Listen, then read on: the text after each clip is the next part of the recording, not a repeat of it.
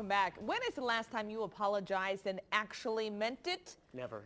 Did you know, that's a problem, there's a correct way to say I'm sorry. So here to explain is author and behavior expert Noah St. John. Hi, Noah. Hi, Christy. How are you? Fantastic. We were just going back and forth with I'm sorry, but it didn't sound like we meant it. No, it wasn't sincere at all. No, it didn't sound sincere at all, actually. See, you could tell I because could you're totally an expert. tell. Well, that's what I do, yeah. Right. So there really is a correct way to apologize and an incorrect way. Alexander Pope said, to err is human, to forgive divine. What I would add is, to apologize is hard. So when I work with my clients, whether they're celebrities or married couples or business owners, I tell them that it's not the offense that injures as much as the cover-up. So think about Nixon versus Reagan, right? They both made mistakes, but Nixon is seen as covering up Watergate. Reagan is seen as going to the American people with Iran-Contra. So be truthful. So the point is, it's not so much the offense as the cover-up that's the problem. People are more forgiving than you might think, but only if you apologize correctly. Can you give an insincere apology, though, and can it work?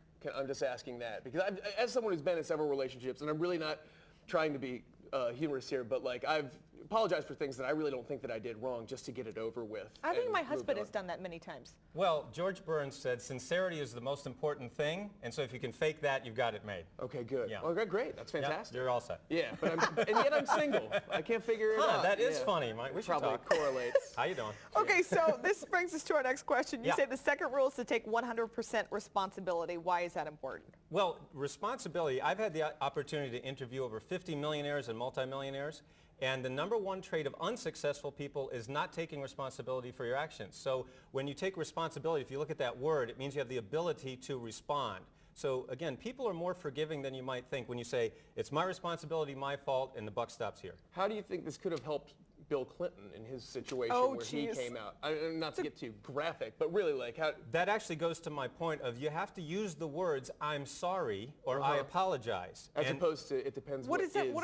What is everyone using if they're not using that though? Well, what he said is actually I regret or things like that. So when you don't say I'm sorry, it's like hitting the target without hitting the bullseye. You want to hit the bullseye. Have you ever had someone say an apology to you and not say the words I'm sorry? Right. Yes. It doesn't feel complete, does it? It's like getting a birthday cake and not getting to blow out the candles. Right. So you have to actually use the words. It sounds simple, and it is simple. You have to say the words I'm sorry or I apologize, and don't say I'm sorry you feel that way. That's not going to make it. And it's usually a pride issue, I'm assuming, that stops people from actually saying those words. Men have a huge ego. Most men have a big ego problem, and so it is. It's very hard, but it's so funny because once you take that responsibility and you don't make excuses, that's another very important thing. Don't make excuses, oh, my mother made me do it, or everybody was doing it. Then that lowers your perceived value. So you have to make sure that you, no excuses, take responsibility, and say, I'm sorry.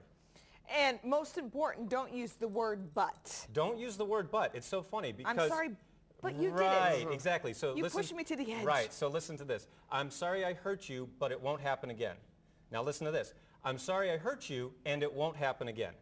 All I did was I changed but to and, but doesn't feel completely different. You won me back. You won me over. When you say but, you're letting yourself off the hook. The irony is when you don't let yourself off the hook, other people will tend to let you off the hook more. So don't use the word. In fact, I tell my clients just remove the word but from your vocabulary altogether, and you'll actually be a happier person. When you want to solve a situation like a fight or what have you, and you guys are both kind of in the wrong, but only one will actually step up. That's why I also say to Then apologize quickly. That is actually the number one cardinal rule is apologize quickly. Be first and be fast. Don't let it fester. Don't let it, it's like the toothache. If you keep putting it off, you're going to lose the tooth.